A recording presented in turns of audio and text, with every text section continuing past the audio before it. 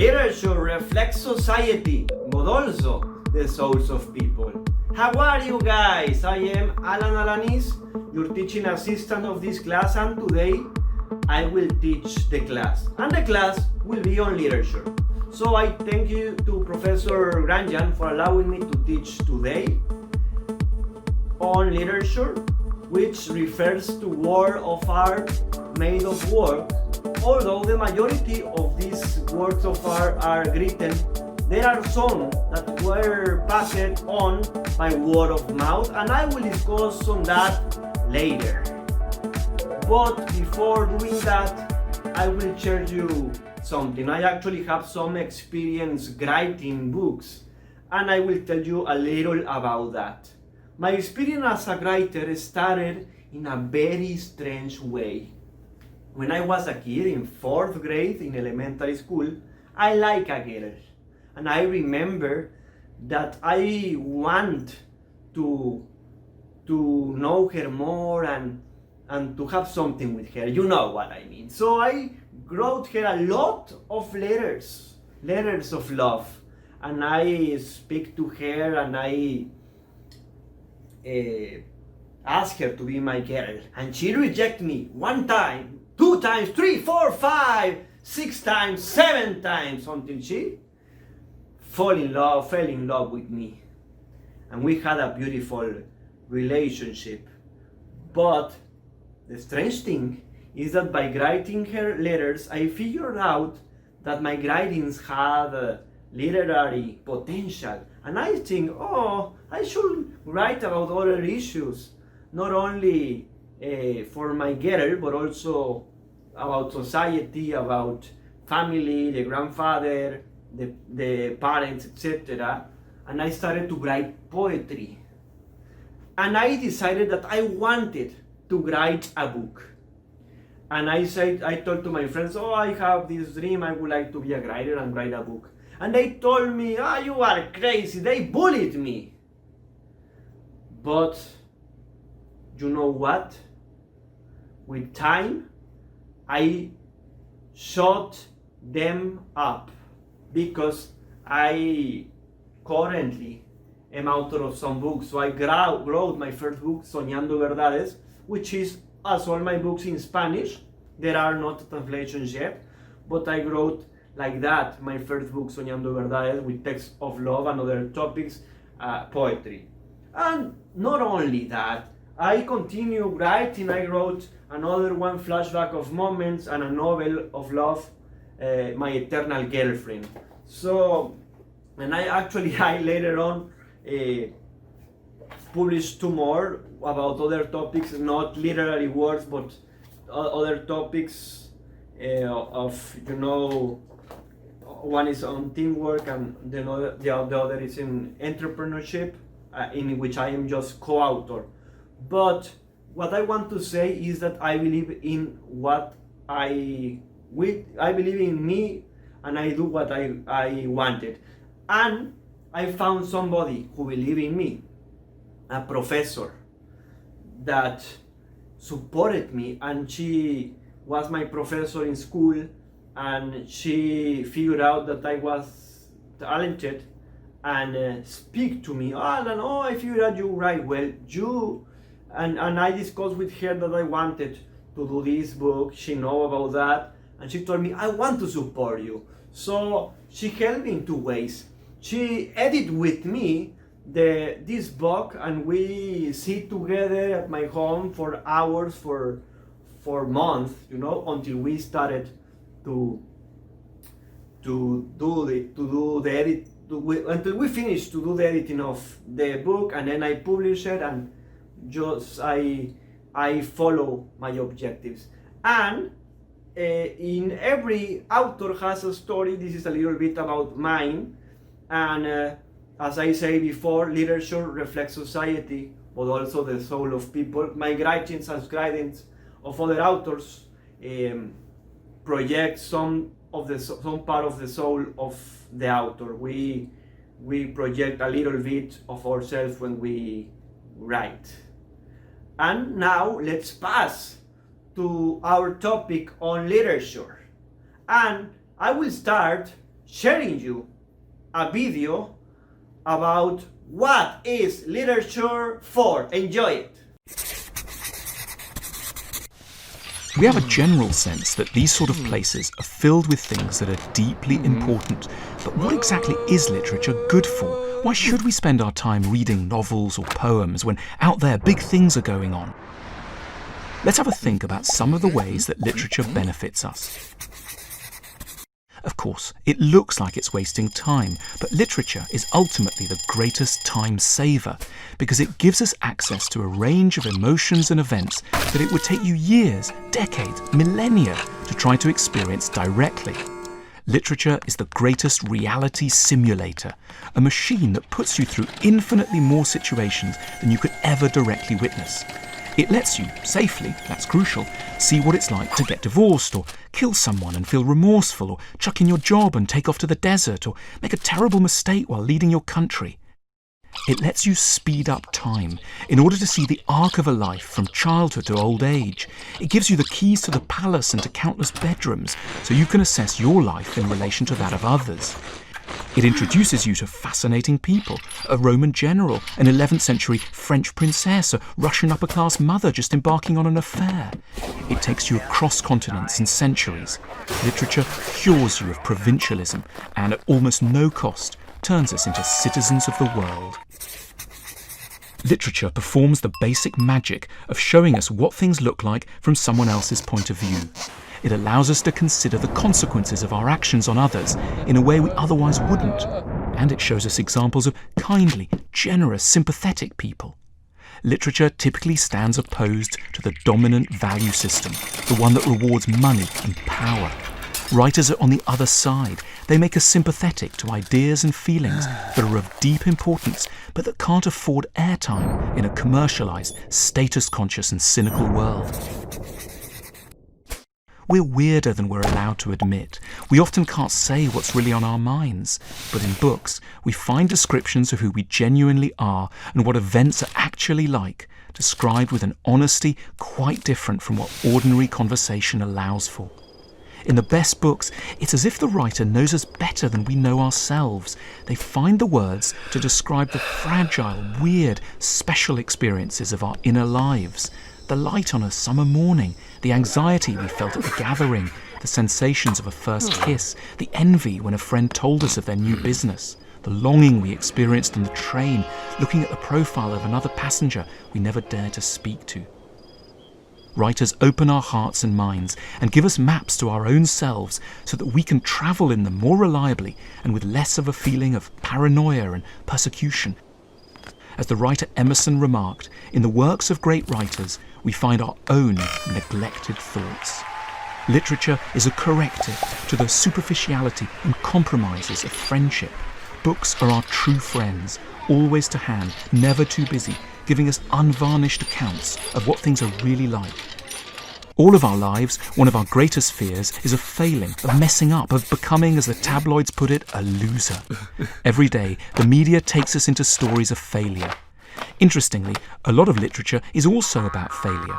In one way or another, a great many novels, plays, poems are about people who messed up, people who slept with mum by mistake, or who let down their partner, or who died after running up some debts on shopping sprees. If the media got to them, they'd make mincemeat out of them. But great books don't judge as harshly or as one-dimensionally as the media. They evoke pity for the hero and fear for ourselves, based on a new sense of how near we all are to destroying our own lives. But if literature can really do all these things, we might need to treat it a bit differently to the way we do now. We tend to treat it as a distraction, an entertainment, something for the beach. But it's far more than that. It's really therapy in the broad sense. We should learn to treat it as doctors treat their medicines, something we prescribe in response to a range of ailments and classify according to the problems it might best be suited to addressing.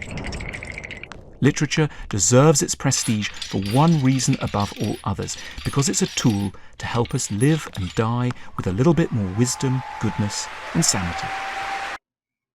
We see in the video that literature is a way to access universal emotion and events and different places of the world and also different characters. Well, let's pass to the next thing.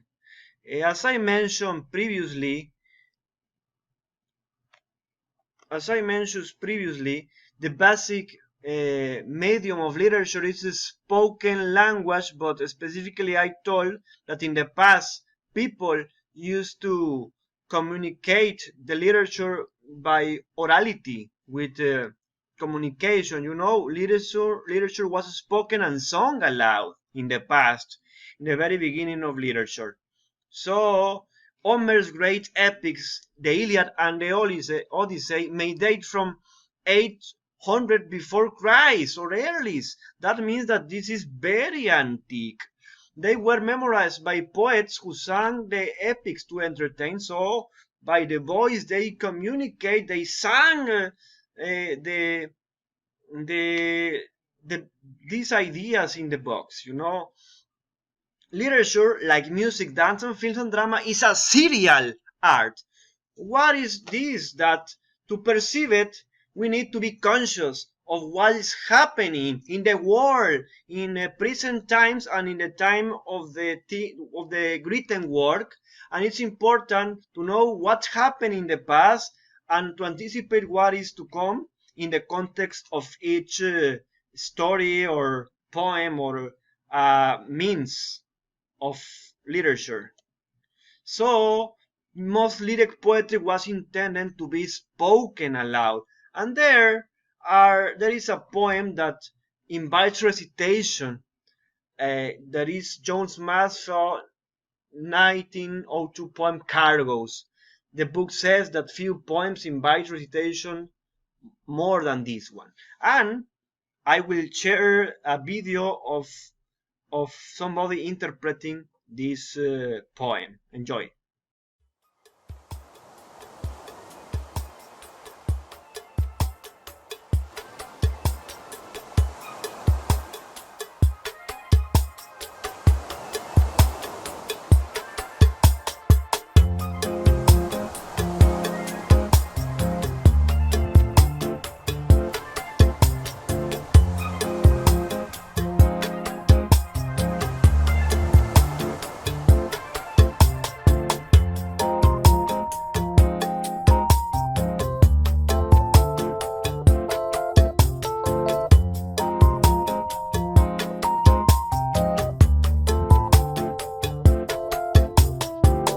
Quinquireme of Nineveh from distant Ophir, rowing home to haven in sunny Palestine, with a cargo of ivory and apes and peacocks, sandalwood, cedarwood, and sweet white wine.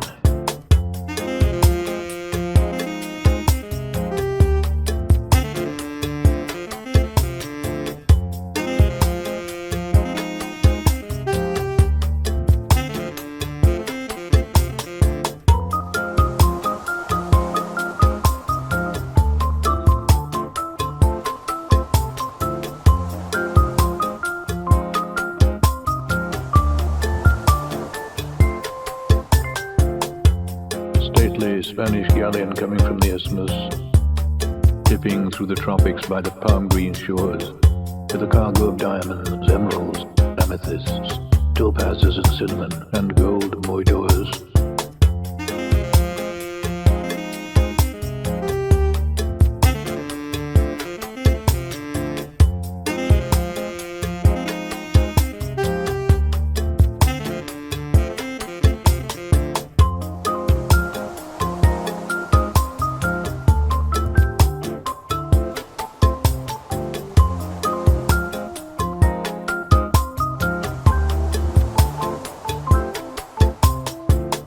Dirty British coaster with a salt cake smokestack, butting through the channel in the bad March days, with a cargo of tyne coal, road rails, pig lead, firewood, ironware, and cheap tin trays.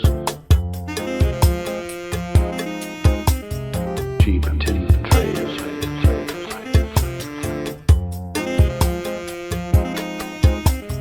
Cheap tin trays.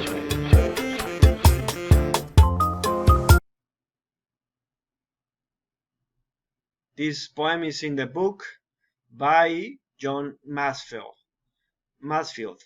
So, okay, the theme or main idea of a literary work usually involves a decision of a structure, and these are about the sound of language, the kind of the characters.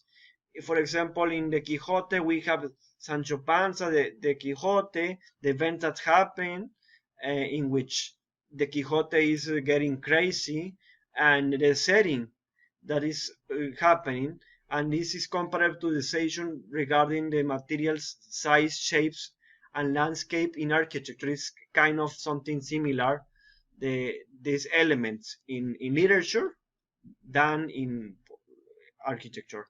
So language has the notation. What is that? What is the notation?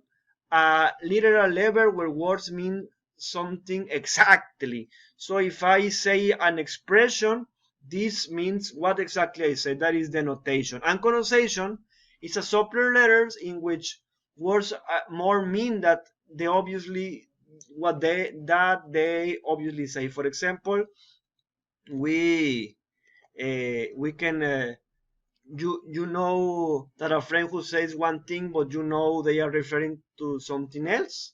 So the examples are of the notation when we say the rose is sick and mean nothing more than that. That is the notation. But also we have a connotation in which you can say the rose is sick but doesn't mean that the rose is sick literally, but means something else. We might mean any of several things by such statement. For example, Shakespeare say in one of his writings, the rose is sick, but this has a meaning in which we can understand what the rose connotates, something that is happening in politics in England when he wrote this. So the narrative is a story told to an audience by a teller controlling the order of events,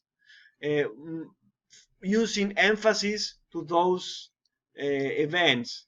So the narrator controls the way he says something by means of narration, by the way he puts the story he's telling. Sometimes the narrator is a character of the fictions. Sometimes pretends to be an awareness, like a voice of God that says everything what is happening. The author controls the narrator, and the narrator controls the reader. So the narrator has a kind of authority when he is deciding how to tell the story, how to use the character, how to tell the story. So there is a narrative poem, Ulysses, by Alfred Tennyson. I will share you. I will share you this poem with a video in which is interpreted. Enjoy it.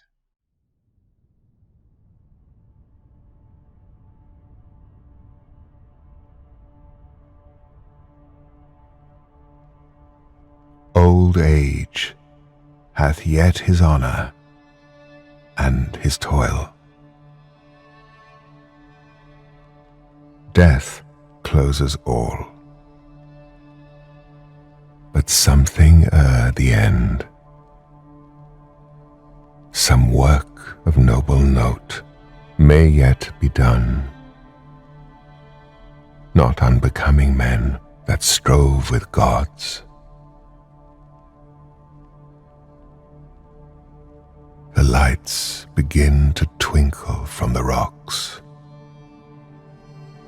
The long day wanes. The slow moon climbs. The deep moans round with many voices. Come, my friends, 'tis not too late to seek a newer world. Push off, and sitting well in order, smite the sounding furrows, for my purpose holds to sail beyond the sunset and the baths of all the western stars until I die. It may be that the gulfs will wash us down, It may be we shall touch the happy isles and see the great Achilles whom we knew. Though much is taken, much abides, and though we are not now that strength which in old days moved earth and heaven, that which we are, one equal temper of heroic hearts, made weak by time and fate, but strong in will to strive, to seek, to find, and not to yield.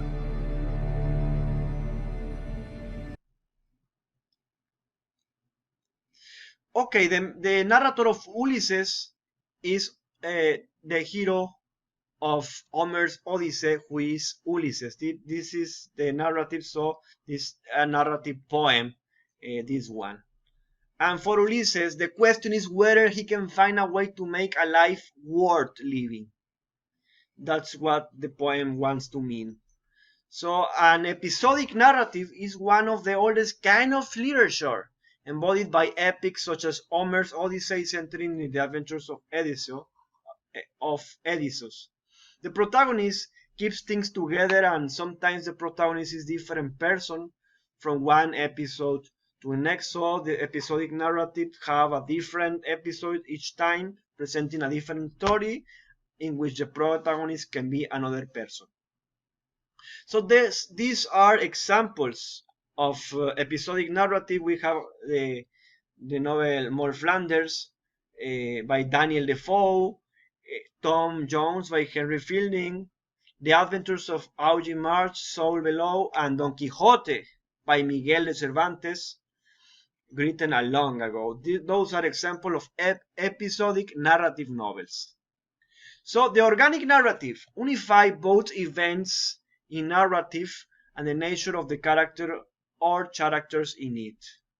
In an organic narrative, everything relates to the center of the narrative in a meaningful way.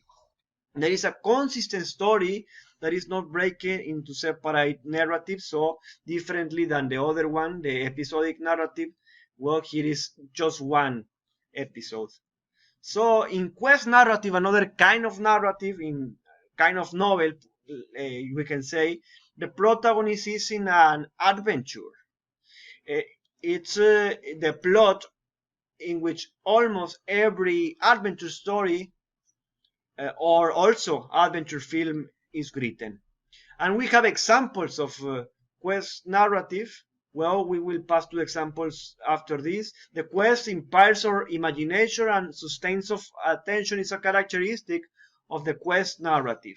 So the reader is usually identifies with the protagonist. We can get inspired by the protagonist and to feel a connection with him. So the author helps us to have a broaden our concept of ourselves by means of showing the main character of a story.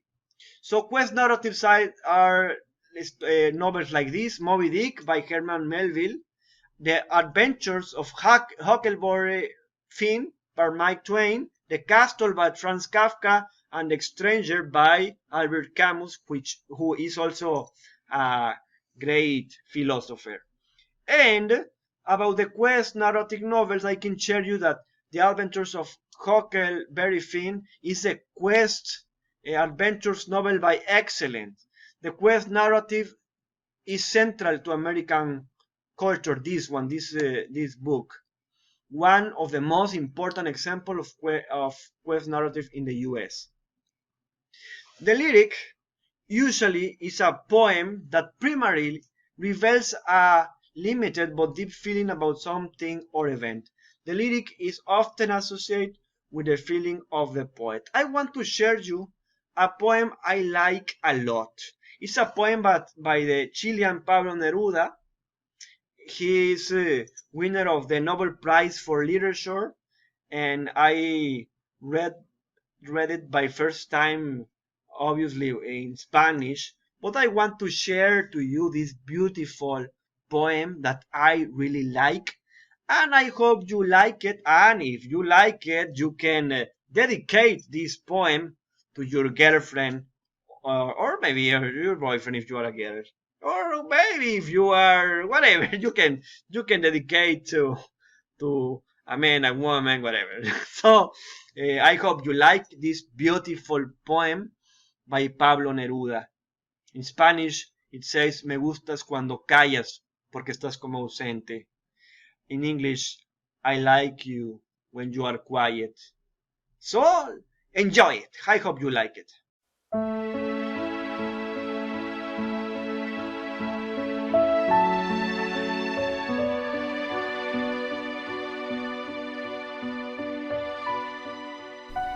I like when you are quiet, because it is as though you are absent, and you hear me from far away, and my voice does not touch you. It looks as though your eyes had flown away, and it looks as if a kiss had sealed your mouth. Like all things are full of my soul, you emerge from the things full of my soul. Dream butterfly, you seem like my soul, and you seem like the word melancholy. I like you when you are quiet, and it is as though you are distant. It is as though you are lamenting, butterfly and lullaby, and you hear me from far away, and my voice does not reach you. Let me fall quiet with your own silence. Let me also speak to you with your silence. Clear like a lamp, simple like a ring. You are like the night, quiet and full of stars. Your silence is of a star, so far away and simple. I like you when you're quiet, because it is as though you're absent, distant, and full of sorrow, as if you had died. A word then, a smile is enough, and I'm happy, happy that it is not true.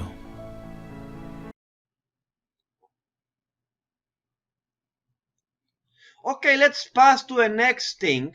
We have imagery, in which an image in language asks us to imagine an image or picture with the description. So when you can imagine something because the writer is projecting an image, like maybe a tree with like the one in the picture, that is imagery. So in the image in the slide we can see that it says imagery is the essence of literature, an art of illuminating the dull and dry writings like a full moon. Like a full moon, you can imagine a full moon.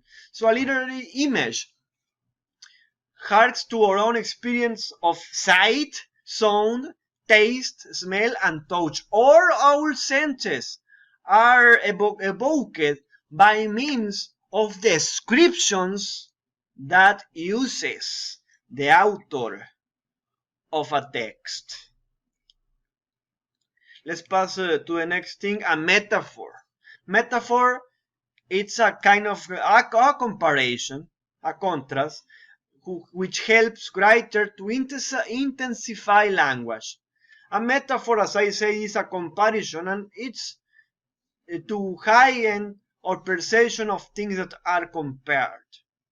So we can say the dove of peace, but check this out. So here is a metaphor, but also we can use the word dove as a symbol. Here is a metaphor, but also can be a symbol. Is further to use a symbol. So the symbol is a further to use a metaphor. The symbol clearly stated, but what is compared is only hinted. So differently than the metaphor, the symbol is clearly stated, so we can do a contrast and comparison, and you are referring to peace when you are mentioning the dove, but here in a symbol it's explicitly mentioned. The symbol implies rather than the symbol implies rather than explicitly state something. So the white dove is a symbol, often referred as a symbol of peace. So this beautiful dove represent peace. So another element for writers is irony, which implies a contradiction of some kind. Much sarcasm is ironic. An example is this one. Their new boss was as civilized as a shark. So there is an irony. There is something. There is saying something that is contradictory, like this thing mentioning the boss and comparing with a shark.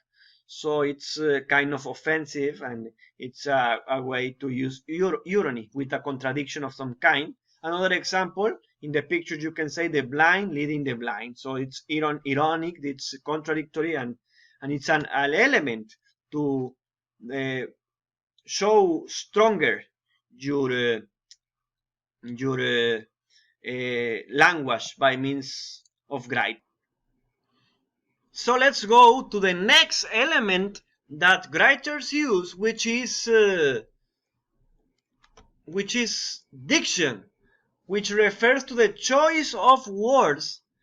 Writers think when they choose the best words to communicate something, because the entire act of writing implies to choose some words. The term diction is usually reserved for literary acts that use words chosen specifically and carefully for their impact. Because words have power, it's good to choose the best words to communicate better something and more powerfully. And I can tell you that diction can be also understood in another disciplines like theater and also in public speaking as well. You know, the specific communication and accurate communication of this word. But in literature, it refers to the choice of the best words to communicate better.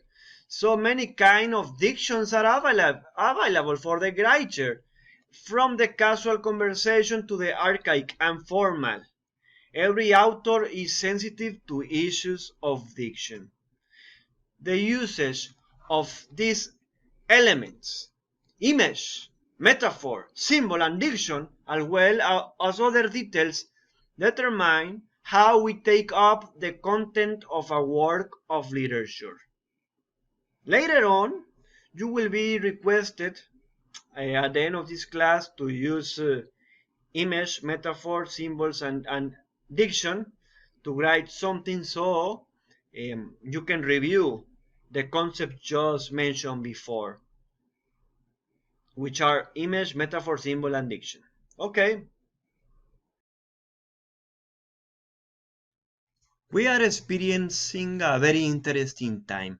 We are embodying a time of pandemics, and I'm pretty sure that it will emerge some literature. Literature because art and books reflect the social time of the time. And there is a short story, Pale Horse, Pale Rider by Katherine Anne Porter in 1939. She experienced something similar than these times, a different pandemics, and she wrote about it. So Katherine Anne Porter, I want to share you that she born in Indian Creek, Texas in 1890. She was author, journalist, and teacher of drama. She was best known for her short stories, but she refused to call them novellas. She preferred to call them short stories. Her masterwork, the novel Ship of Books, in 1962. Porter took her experience, reflected on them for years, and processed the feelings she has and converted into words.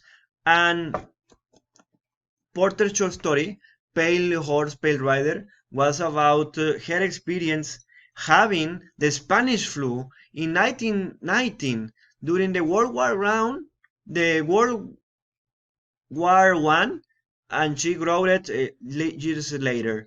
So she published in 1989. And I want to tell you that for Friday we will assign to read this short novel. We will send you a link to do that. But well, her work is considered fiction, although it also has a very influence of autobiography in her writing. She loved poetry and symbolism, Porter, so her writing style may differ from other authors you are familiar with, but you will like it. It's a very interesting artwork. So we know that the 1918 flu was HI91, and the name Spanish flu was not very accurate, but people know like that the Spanish flu at that pandemics. To this day, nobody truly knows where the virus was originated. And I want to reflect with you that art can remind us history repeats itself. And just like today we have the coronavirus situation, they had this Spanish flu during that time, and that can be reflected in literature. The short novel Pale Horse, Pale Rider is a nice example of an organic first-person narrative.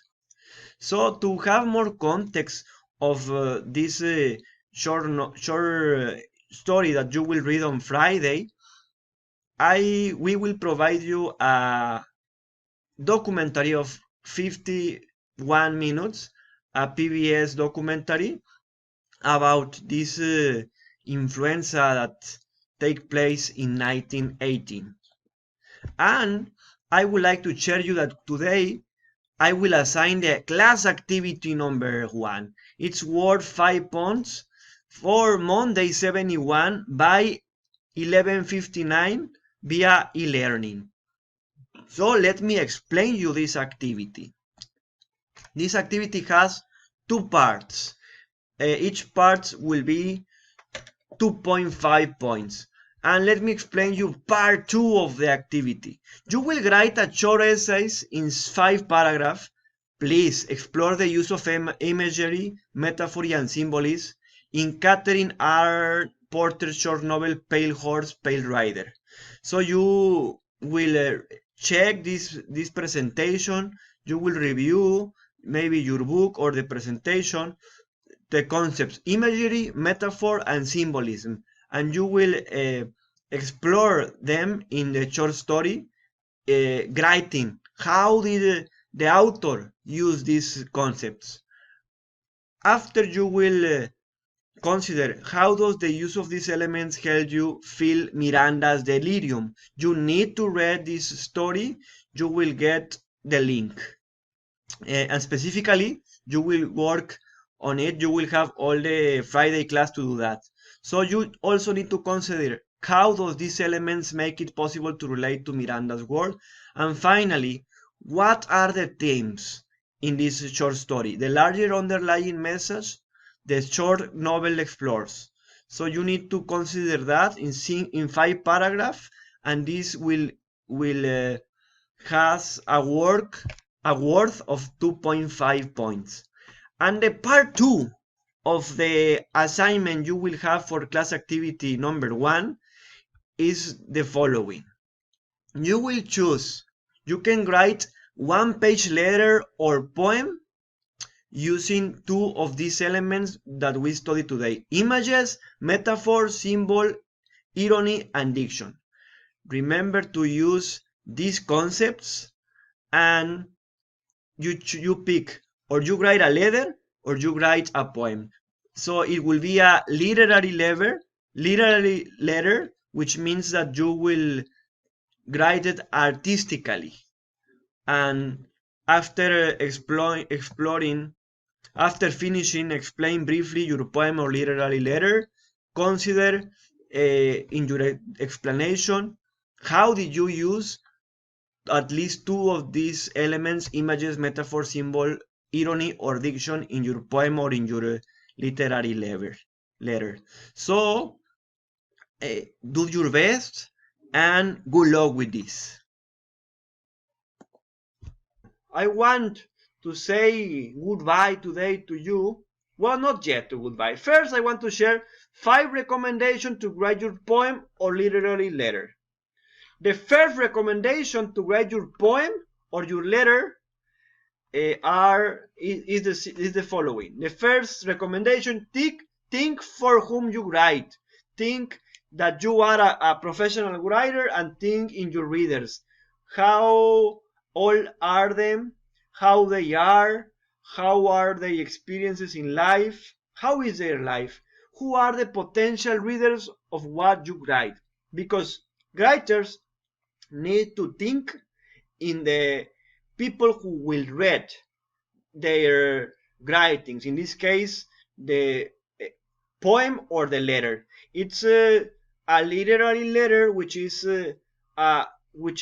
means that you will try to write something artistic. Okay, the second suggestion I have for you writing this letter or poem. Think of one person when writing your poem or letter. So you can think in a girl you like, in your girlfriend, and actually dedicate this letter to her or to him, to your to boyfriend if you are a girl, or if you, or you know, whatever the person you want to dedicate. You can also dedicate the poem or letter to your father, or a friend, or a person you admire. So you don't necessarily need to be explicit about who is dedicated the poem or letter. So you just need to present something artistic in your letter or in your poem.